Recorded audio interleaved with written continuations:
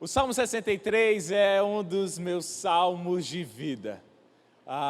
E é o salmo que eu acho que eu mais preguei, que eu mais falei, eu sempre falo num com a casa, num com Deus. O Salmo 63, eu creio que é o salmo da minha vida.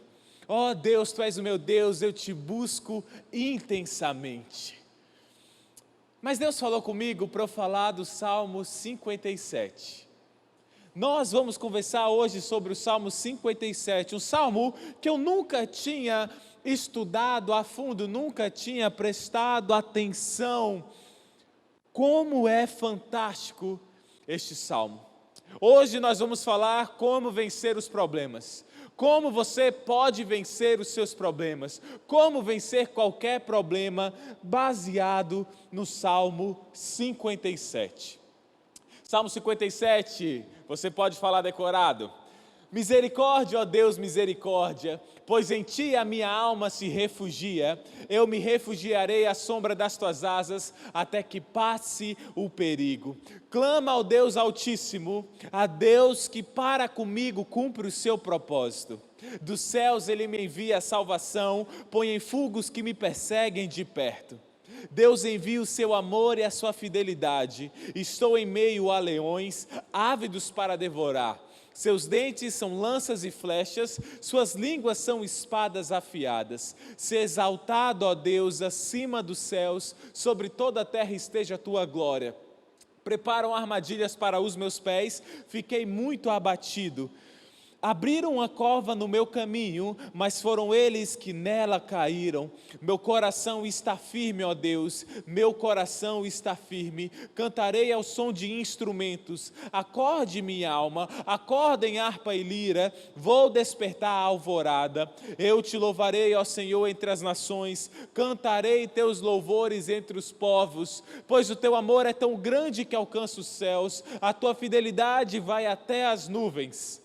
Ser exaltado, ó Deus, acima dos céus, sobre toda a terra, esteja a tua glória. Este salmo, ele é um salmo fantástico. E se você decorou com a música, é muito legal, né? Você falar com a música e te ajuda, me ajudou a decorar e a ficar com essa música memorizada.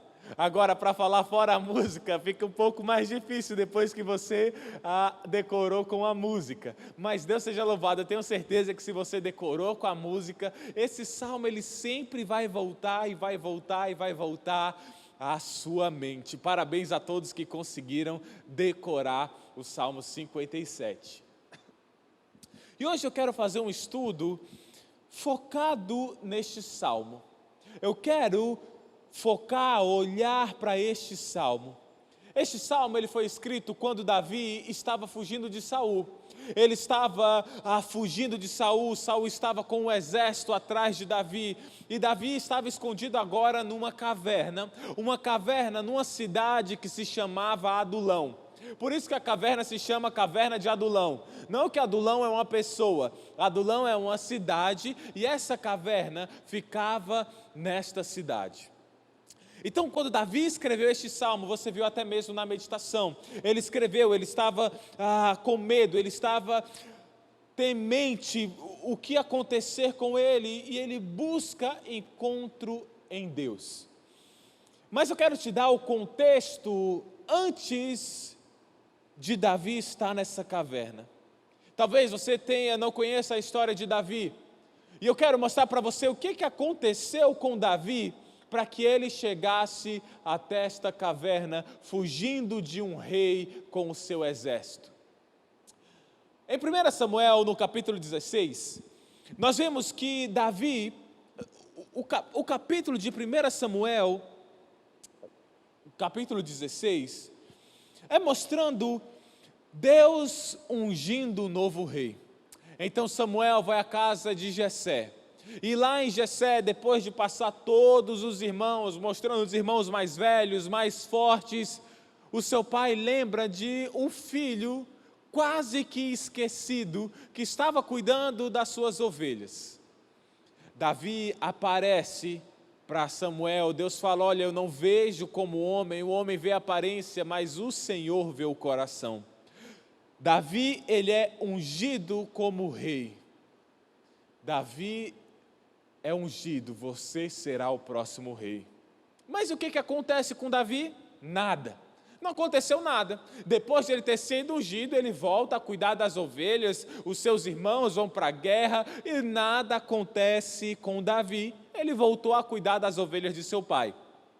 E aí, lá em 1 Samuel 17, nós vemos ali uma guerra acontecendo e surge um gigante, um homem muito poderoso. Um homem muito forte, a Bíblia dá suas características, conseguia carregar muito peso, era um homem muito alto, um gigante que se chamava Golias.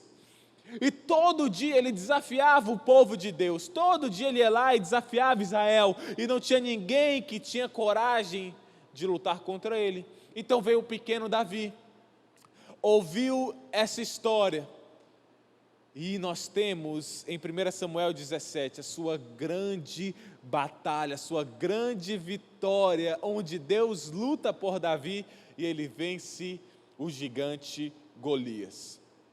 Já em 1 Samuel 18, Saul ele ficou impressionado com Davi. Ele ficou impressionado com a coragem de Davi, ele ficou impressionado como Davi venceu Golias, como ele era corajoso. Então em 1 Samuel 18, Saul chama Davi para morar com ele. Davi ele tinha um outro talento, ele sabia tocar harpa, e Davi começou a tocar para Saul. Mas também, ele... Em 1 Samuel 18, vai relatar o crescimento de Davi no exército de Saul. No exército de Saul. E Davi vai para as batalhas e vence, tanto que Davi se torna um chefe do exército, chefe de uma divisão ali do exército de Saul. No capítulo 18, continuando, Davi ele começa a ser aclamado. Todo mundo vê Davi como alguém fantástico.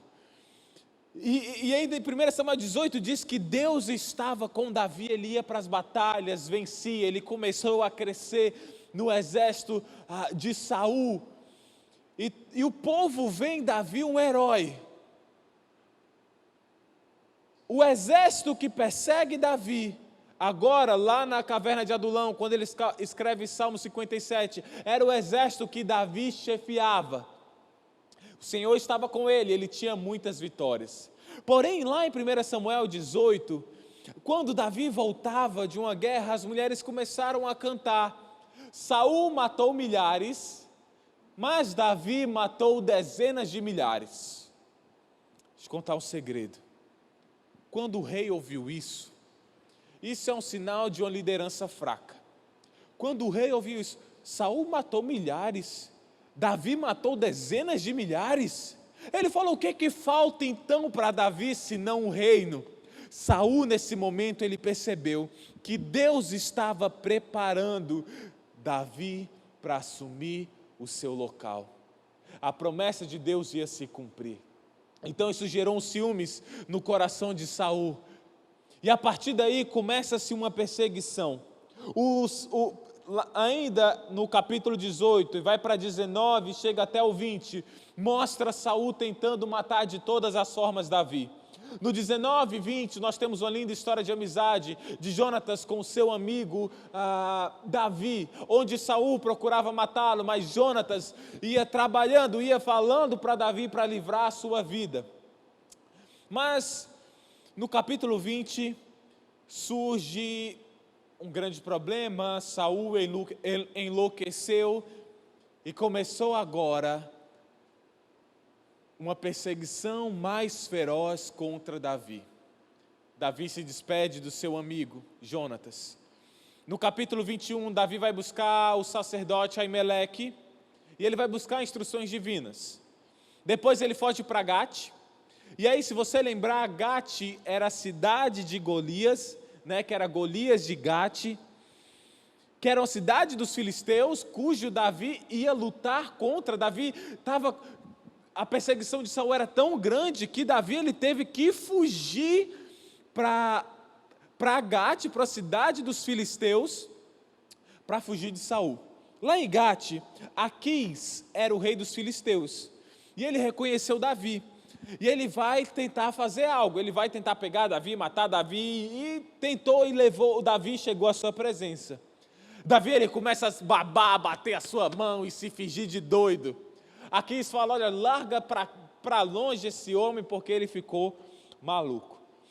E aí no capítulo 22, Davi, fugindo de Saul, vai para a cidade de Adulão. Lá existiam várias cavernas e várias grutas, e Davi se esconde em uma dessas cavernas, a caverna de Adulão, e escreve o Salmo 57. O Salmo 57, ele se resume nisso: confiar em Deus. Anote aí, o Salmo 57 se resume em confiar em Deus. Davi,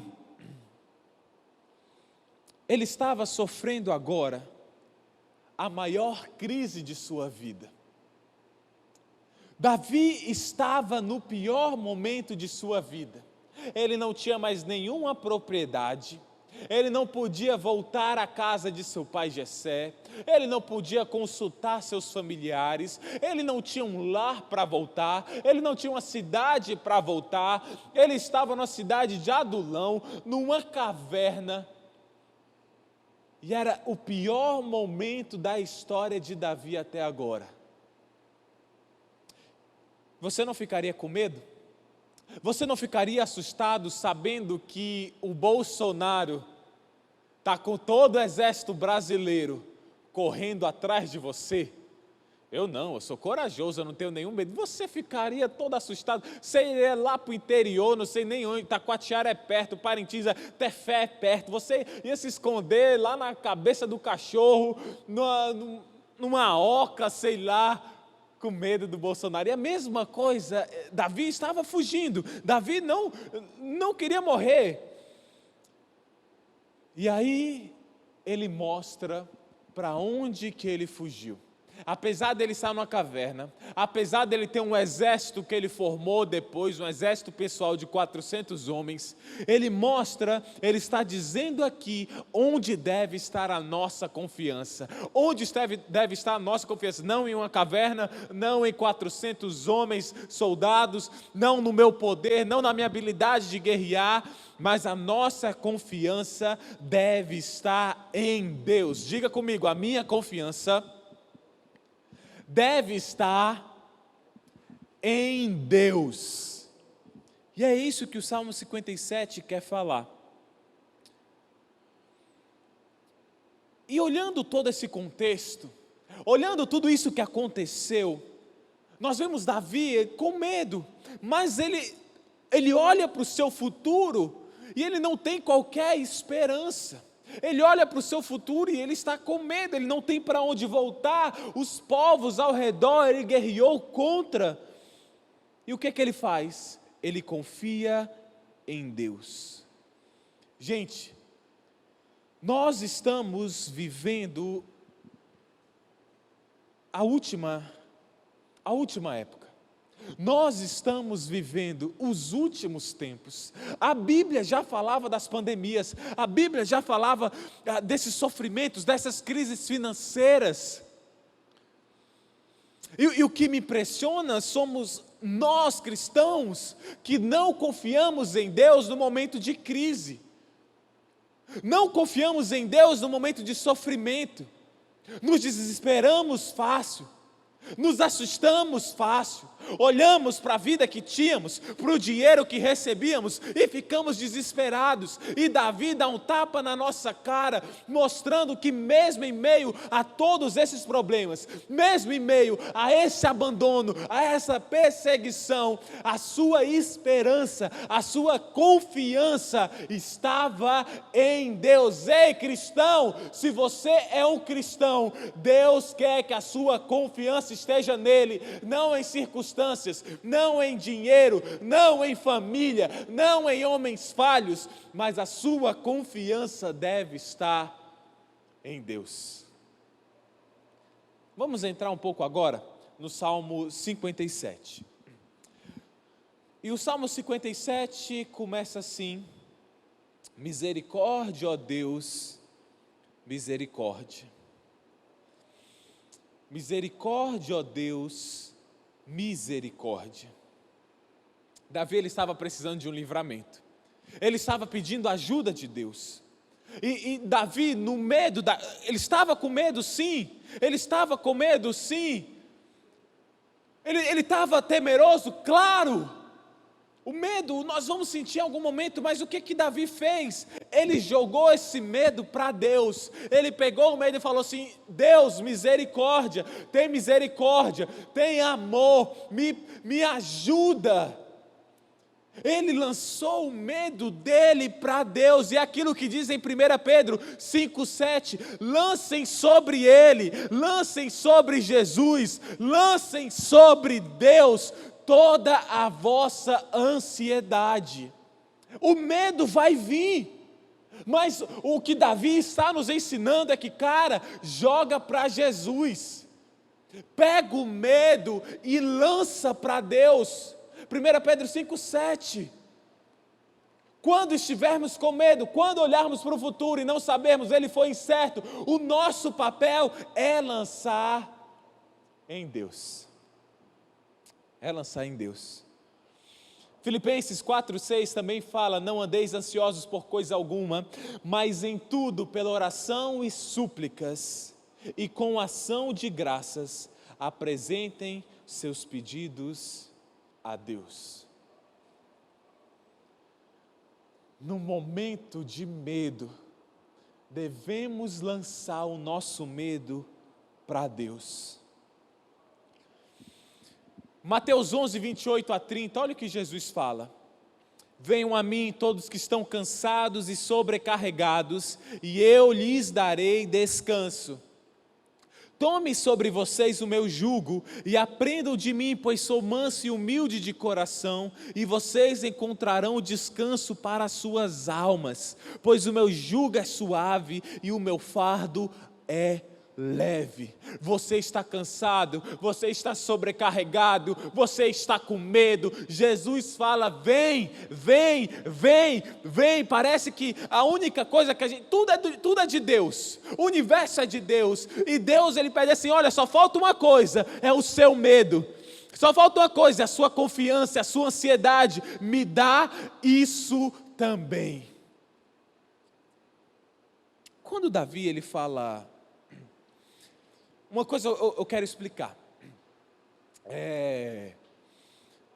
Quando nós queremos, na língua portuguesa, escrever alguma coisa e dar ênfase nessa coisa, nós podemos colocar em negrito, não é verdade? O que mais? Você pode colocar em itálico, você pode sublinhar, você pode botar um marca-texto, você pode colocar um monte de ponto de exclamação.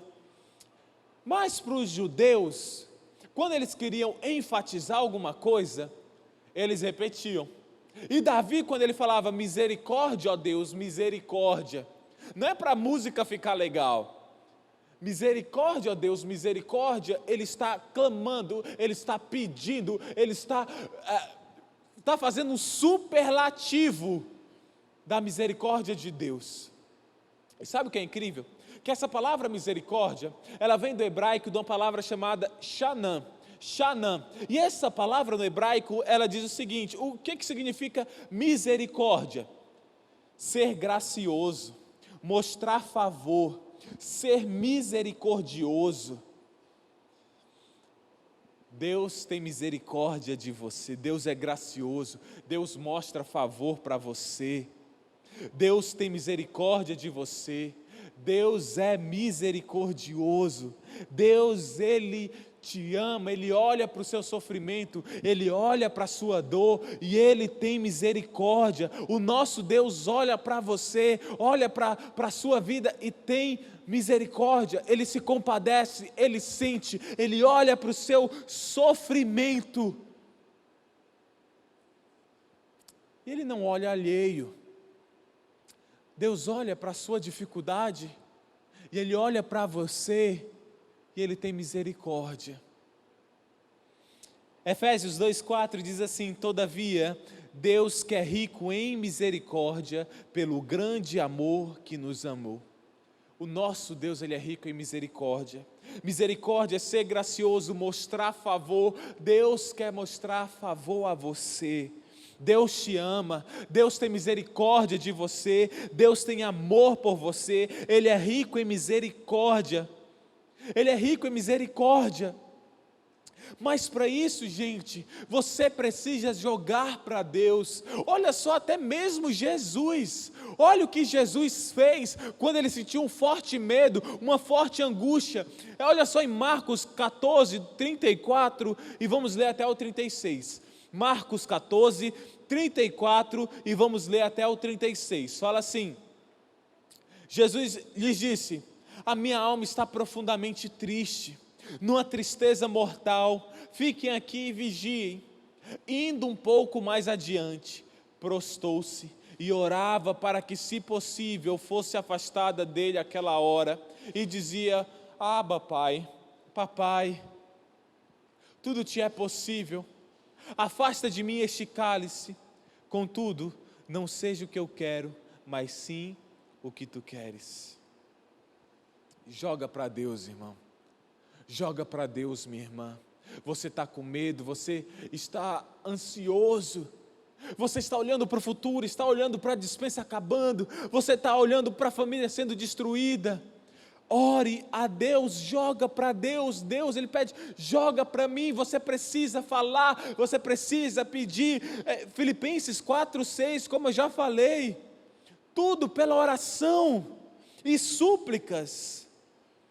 Ainda no Salmo 57:1, Davi fala: misericórdia, ó Deus, misericórdia, pois em ti a minha alma se refugia. Espera aí, onde é que Davi estava refugiado? Ele estava numa caverna. Nessa caverna tinha mais 400 caboclos com ele. Davi, um general de guerra, Davi, um cara preparado para a batalha. Ele estava com 400 homens, ele estava numa caverna.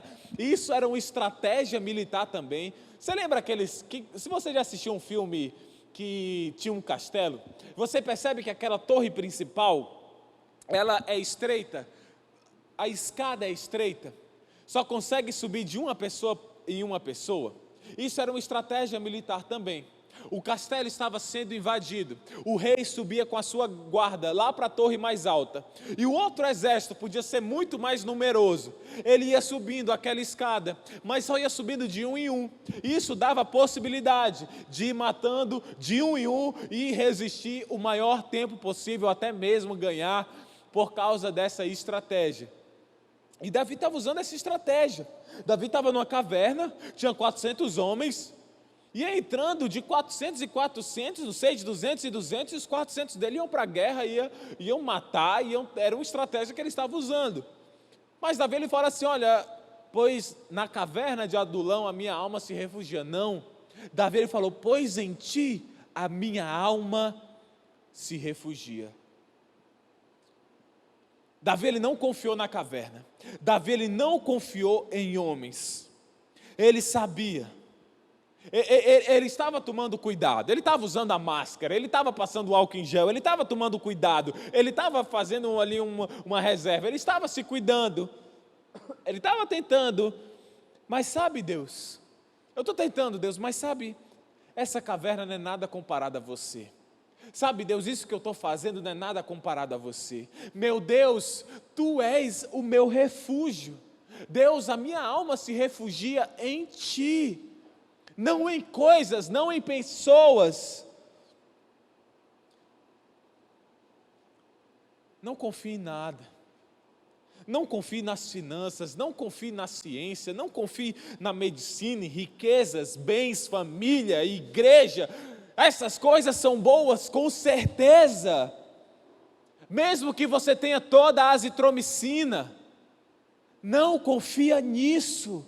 Não pense que isso vai te livrar, nada disso é possível te livrar. Se Deus não quiser, nada disso te livra. Então você tem que se lançar no poder de Deus, se lançar na misericórdia de Deus, se lançar no amor de Deus. Se você quer um refúgio, o melhor refúgio é Deus. Salmo 31, versículo de 1 a 2 fala assim: em ti, Senhor, me refugio, nunca permitas que eu seja humilhado, livra-me pela tua justiça, inclina os teus ouvidos para mim, vem livrar-me depressa, sê minha rocha de refúgio, uma fortaleza poderosa para me salvar. É assim que você vence as dificuldades, correndo para Deus.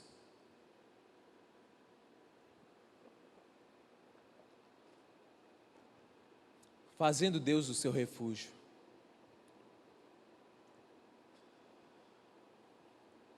Confie em Deus, gente. O nosso Deus é um Deus de milagres. O nosso Deus te ama. O nosso Deus, Ele tem misericórdia de você. O nosso Deus, Ele quer cuidar de você. Corra para Ele, busque refúgio nele. Larga essa droga de celular. Larga essa droga de rede social, larga essa droga de Free Fire, larga essa droga de jogo, larga essa droga de Instagram, larga essa droga de coisa que te faz perder tempo. O John Piper, ele tem uma frase que eu gosto muito, e ele fala: o maior propósito das redes sociais, e eu abro um parêntese, e dos jogos eletrônicos também. Eu vou ler aqui na íntegra. Uma das maiores utilidades do Twitter, do Facebook e das redes sociais será provar no último dia que a falta de oração não era por falta de tempo.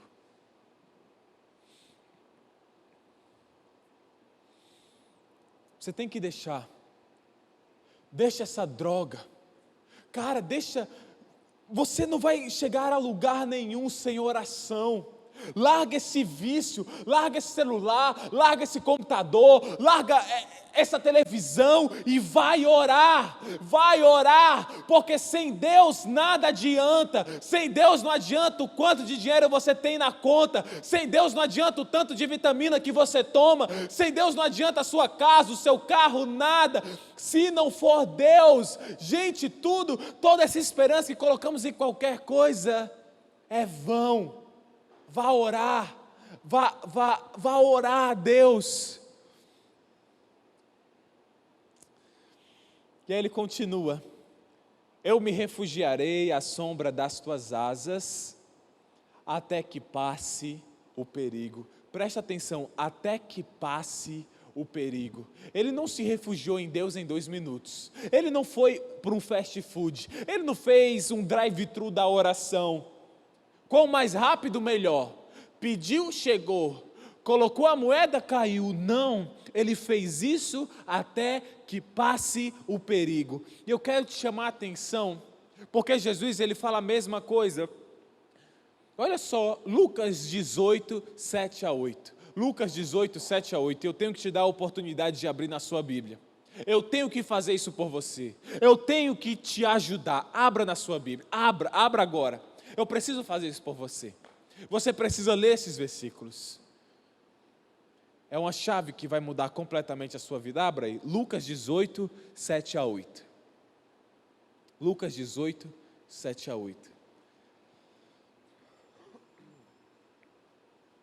Olha o que Jesus diz. Acaso Deus não fará justiça aos seus escolhidos, que clamam a Ele dia e noite? Continuará fazendo-os esperar? Eu lhes digo, Ele lhes fará justiça e depressa. Contudo, quando o Filho do Homem vier, encontrará fé na terra?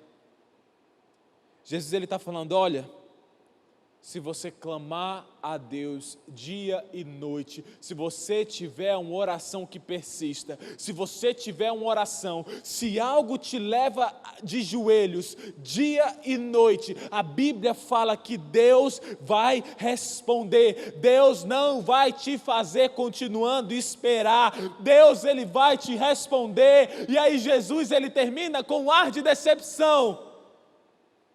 Contudo, quando o Filho do Homem, quando eu vier, será que eu vou encontrar um que tenha fé na oração? Será que eu vou encontrar um? Meu irmão, minha irmã, Como é que você luta as suas lutas? Como é que você luta por seu familiar que não muda? Como é que você luta por esse desemprego? Como é que você luta pelo seu medo? Como é que você luta pelos seus filhos que estão crescendo no mundo corrompido? Onde a probabilidade dele se desviar e ir para o inferno é maior do que ir para o céu. Como é que você luta? Como é que você luta as suas guerras? Só há um jeito de vencer, que é na oração.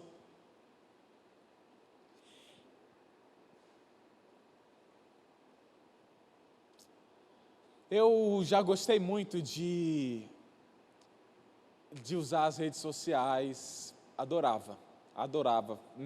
Facebook, Orkut, Messenger, adorava, passava horas e horas. Adorava jogar jogos eletrônicos, amava.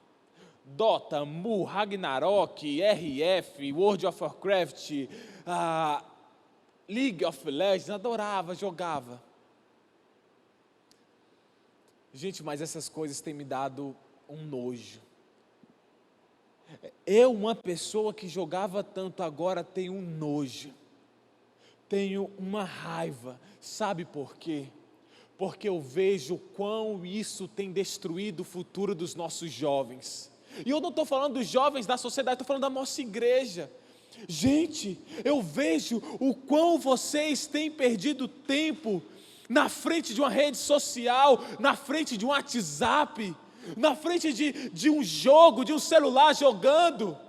Ei, deixa eu te falar uma coisa, sem oração a sua vida não vai dar em nada. Você pode ser muito talentoso, você pode ser uma jovem bonita, fala bem, faz até uma faculdade, mas isso não quer dizer nada. Eu estou cansado de pessoas que se formaram e não conseguem um emprego. Estou cansado de pessoas que começam bem na caminhada e se desviam, porque, gente, sem oração a sua vida não vai dar em nada. Pai, mãe, sem oração o seu filho não muda, sem oração seus filhos não são salvos, sem oração seu marido não muda. Mas o problema é que a gente busca refúgio em redes sociais, em homens falhos, e não em Deus. E Davi me chama e fala: Mateus, acorda, porque só há um lugar para você se refugiar, e esse lugar é Deus.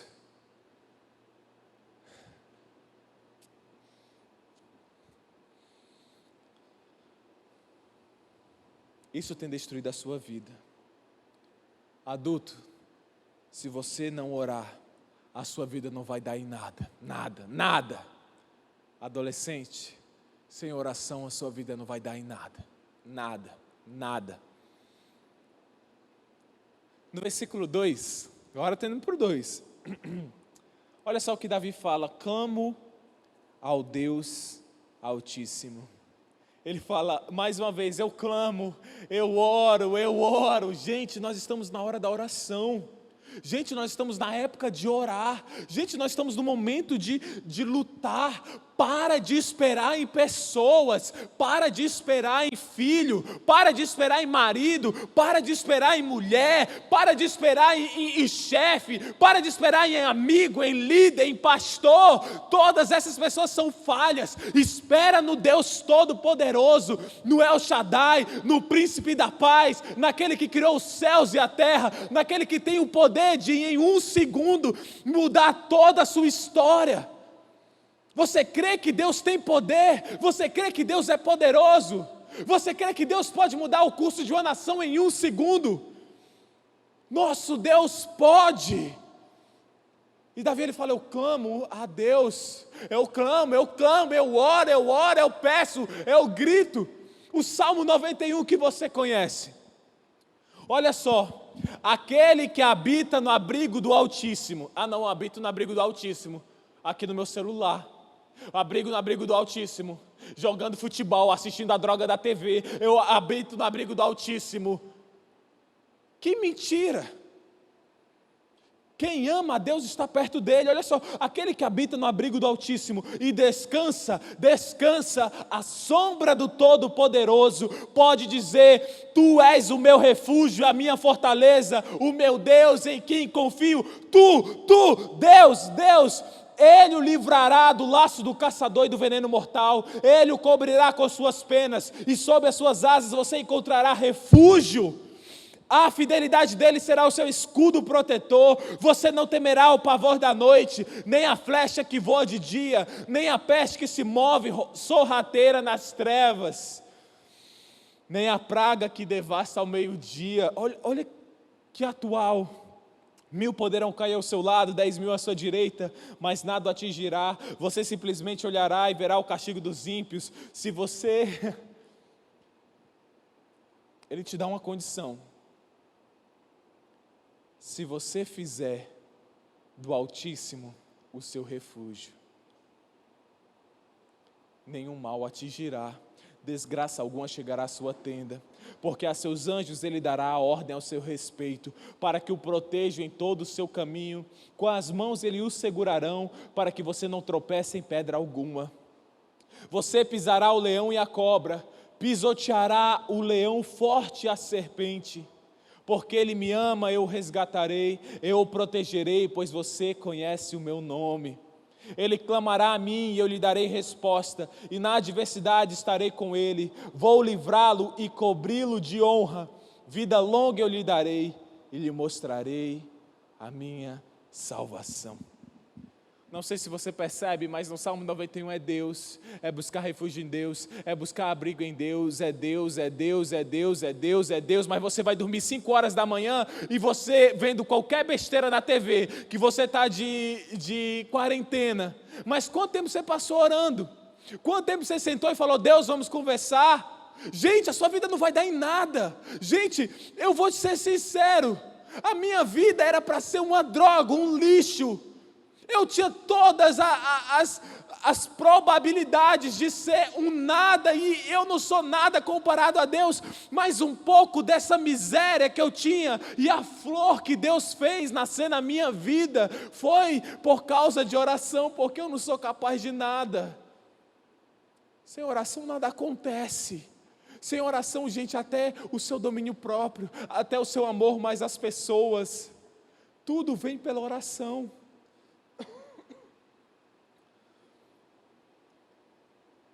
Quando você ora, quando você luta de joelhos, Deus luta por você. Gente, todas as suas áreas, criação de filhos, batalhas espirituais. Saul, ele estava com um demônio, e Davi sabia disso, que a nossa luta não é contra carne nem sangue. Seu casamento, todas as coisas em oração, a sua igreja, o fim do coronavírus, até mesmo a sua disciplina para emagrecer, só vem se você pedir e clamar a Deus.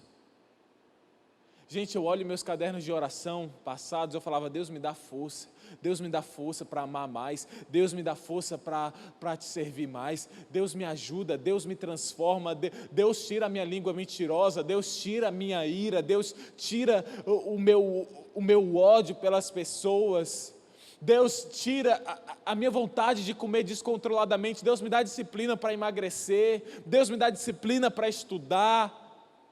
Gente, Deus pode fazer, Deus pode mudar o seu coração, Deus pode mudar o coração do seu marido, Deus pode salvar a sua família toda, mas você tem que orar. Será que Deus encontrará fé na terra? 2 Crônicas, no capítulo 20, a partir do versículo 17, e eu quero te dizer, 2 Crônicas 20, 17, que quando você ora, Deus luta por você. Lembra? Uma oração insistente, clamar de dia e de noite, lutar. Olha só, 2 Crônicas 20, 17. Vocês não precisarão lutar essa batalha. Tomem suas posições, permaneçam firmes e vejam o livramento que o Senhor lhes dará, ó Judá. Você não vai precisar lutar. Veja o livramento que o Senhor lhes dará. Não tenham medo, nem desanimem. Saiam para enfrentá-los amanhã e o Senhor estará com você. No 18, o que Josafá fez? Você quer vencer uma guerra sem lutar? Josafá prostou-se, rosto em terra, e todo o povo de Judá e de Jerusalém prostou-se com rosto em terra, em adoração perante o Senhor. Em oração, rosto em terra. Senhor, luta por nós. E o resultado está lá no versículo 24. Quando os homens de Judá foram para o lugar de onde se avista o deserto e olharam para o imenso exército, viram somente cadáveres no chão. Ninguém havia escapado. Deus lutou por eles. Ainda no capítulo 2, Davi fala: a Deus que para comigo cumpre o seu propósito. Isso é uma outra diferença de Davi de nós, gente. Ele tem certeza que Deus vai cumprir o propósito dele. Ele sabia que Deus atende a oração do seu povo. Ele sabia que Deus pode fazer todas as coisas. Ele sabia que nada foge do propósito de Deus. Deus cumpre o seu propósito. Você crê, gente, que Deus é poderoso? A sua oração fala isso. O tempo que você passa de joelhos fala sobre isso. Talvez você diga que Ele é poderoso da sua boca para fora, cantando esses louvores de boca para fora. Você tem que orar. Deus pode mudar toda a sua vida em um segundo. Provérbios 15:8 fala assim: o Senhor detesta o sacrifício dos ímpios, mas a oração do justo o agrada. Essa palavra, o agrada, é a palavra Hatson, que fala assim: prazer, deleite. Deus tem prazer, Deus tem alegria. Você quer deixar o seu Deus feliz? Se ajoelhe e ore. Quer deixar o seu Deus feliz? Se ajoelhe em oração. Sabe o que é maluco? Você lendo lá Lucas, você vai ver que as pessoas buscavam Jesus para ele para ele fazer curas, para aprender dele. E aí fala assim, as multidões o seguiam, mas Jesus retirava-se para lugares isolados e orava. Jesus estava sempre com o povo, ia jantar na casa dos irmãos, curava, perdoava, libertava, mas a sua prioridade era se retirar e orar. Deixa eu falar o seguinte: Jesus é muito mais santo do que eu, que você, que toda a humanidade somadas. E Ele estava sempre em oração. Se o nosso Deus, se o nosso Mestre vivia em oração, porque nós buscamos refúgio em outras coisas.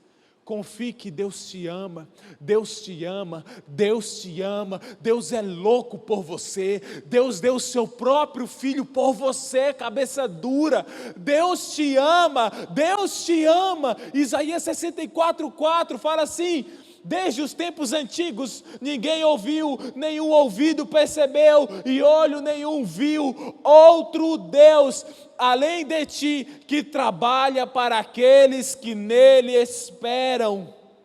Quando Jesus te chamou, Ele não estava com a placa: procura-se servos, procura-se funcionários. Na verdade Ele estava te chamando: vem, porque eu te amo, vem, porque eu quero ter contigo um relacionamento. Vem porque eu quero carregar o seu peso. Vem porque eu quero carregar a sua carga. Vem porque eu quero te amar. Eu te amo. Deus, Ele responde oração, gente. Deus responde às orações do seu povo. No versículo 3 Ele fala, voltando para o Salmo 57. Dos céus Ele me envia a salvação. Muitas vezes nós esperamos que a salvação venha. Não, alguém vai me ligar. Não, mas eu posso pedir lá para o meu irmão, posso pedir lá para o meu filho, posso pedir lá para o meu pai. Não, as coisas vão dar errada, mas eu tenho um amigo que ele é filho do cara que trabalha lá no DB há 30 anos. Não, mas vai acontecer alguma coisa. Não, mas vão lembrar de Bolsonaro. E a gente não entende que do céu que vem a salvação. Do céu que vem o amor e a fidelidade de Deus. Vem do céu. Vem do céu. Quer vencer essa tristeza? Irmã. Quer ver a vida da sua família transformada?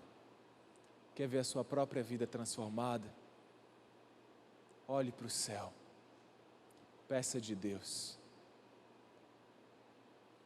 Até para você entender aquela matéria que você não consegue. Até para você que estuda na escola, faz uma faculdade e não consegue aprender, ore. Ore que Deus dá sabedoria. Lá em Tiago 1, no versículo 17, fala assim: toda boa dádiva e todo dom perfeito vem do alto, descendo do Pai das luzes, que não muda com sombras inconstantes. Salmo 121, versículo de 1 a 8, diz assim: levanto os meus olhos para os montes e pergunto de onde vem meu socorro. O meu socorro vem do Senhor que fez os céus e a terra.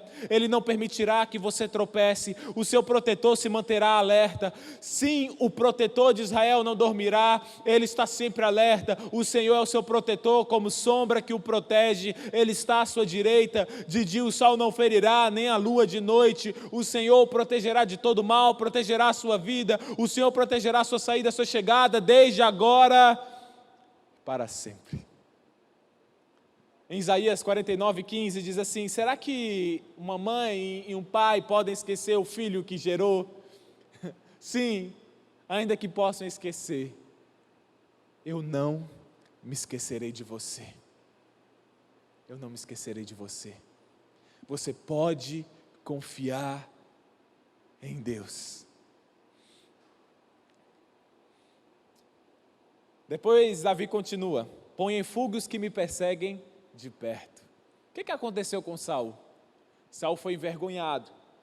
Deus deu o livramento, Deus deu a vingança, Deus deu o reino para Davi, sem Davi sequer atacar Saul nenhuma vez, sem sequer Davi ter chamado Saul de feio. Davi não precisou falar mal de Saul, Davi não precisou mexer os pauzinhos, Davi só orou, clamou e Deus fez uma grande virada no jogo. Saul se matou.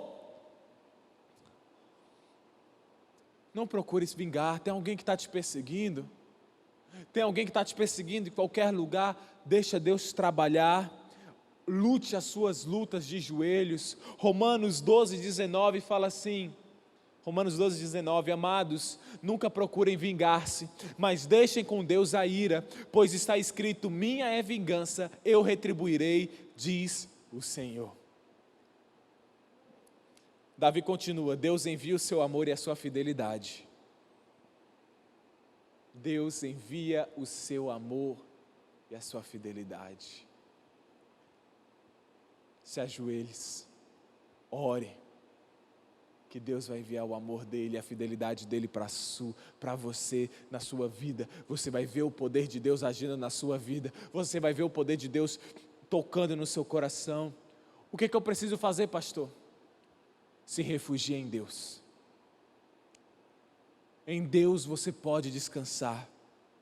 Em Deus, aquilo que diz em Salmo 4:8, me deito e logo adormeço, pois Tu, Senhor, é o que me guardas, pois só Tu, Senhor, me fazes viver em segurança.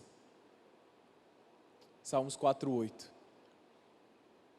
Descanse, mas para isso, se refugie em Deus. Deus, Ele te ama. Deus, Ele tem um amor por você incondicional. É um amor furioso. É um amor feroz, um amor que um marido nunca vai amar uma esposa, um pai nunca vai amar um filho. Dizem que quando nós temos um filho, nós entendemos o amor de Deus. A gente pode entender uma porcentagem, porque, gente, Deus, Ele te ama muito. Deus, Ele te ama mais do que toda a criação que Ele fez. Ele deu o Filho dele por você, Ele te ama, e quando você entende esse amor ali de joelhos, quando você se refugia, é nesse momento que você está agradando a Deus, é de joelhos que você se refugia em Deus. Compara o tempo que você passa orando com qualquer outra coisa que você faz na sua vida. O momento melhor investido é de oração, é com Deus, é se refugiando na palavra de Deus. Para finalizar, hoje eu queria fazer uma oração diferente. Eu quero que você ore aí na sua casa. Faça uma decisão de buscar mais a Deus. Se Deus falou com você, não ache que isso é por acaso. Se Deus falou ao seu coração que você precisa orar mais, buscar mais, se ajoelhar mais, faça uma decisão com Deus. Eu vou te dizer, você não vai se arrepender. Você vai ver Deus agindo na sua vida. Jesus falou, Deus vai agir aqueles que clamam a Ele dia e noite. Só falta você ter fé para isso. O problema é que você não tem fé, você é viciado nessa droga de celular, viciado nessa droga de televisão, viciado nessa droga de não sei o que você perde o seu tempo, e quando você não está orando, e você está fazendo qualquer leseira, você está dizendo, Deus, eu te amo menos do que essas mensagens de WhatsApp. Faça uma decisão. Diga, Deus, essa semana eu vou te buscar todos os dias. Eu vou passar contigo no mínimo tantos minutos. Escreva aí, se você está escrevendo, escreva uma decisão. Se refugie em Deus. Busque em Deus. Ei, pastor falha. Ei, marido falha. Ei, mamãe falha. Mas Deus não falha. Que eu estou falando para você, criança, estou falando para você, adolescente, jovem, adultos, o quão mais novo você entender o poder da oração, mais impacto o poder da oração vai ter na sua vida, mais impacto você vai fazer no mundo. Todos aqueles que tiveram um grande impacto no mundo, não venceram as suas guerras com eloquência ou com diplomas, venceram as suas guerras de joelhos.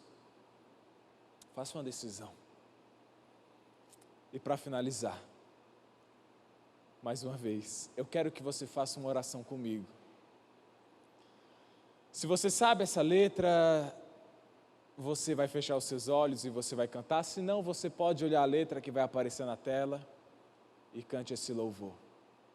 Cante, não tenha vergonha, cante. Tire as distrações e faça dessa música uma oração. Deus te abençoe.